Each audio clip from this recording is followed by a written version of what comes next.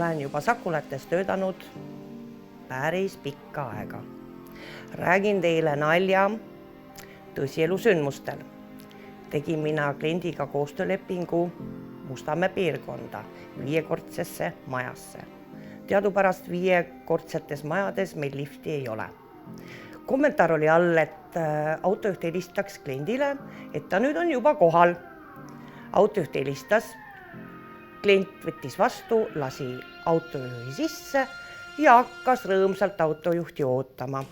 Ootas 20 minutit, ootas 30 minutit, autojuht ikka mitte kuskil ei ole.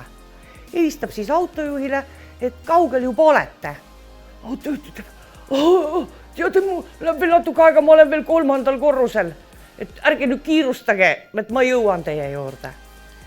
Ja lõpuks muidugi autojuht jõudis kohale, muidugi oli väga väsinud, sest teadupärast meie seadmed on rasked, oma 40 kilo, sinna veel gaasipallon ja pudelid juurde.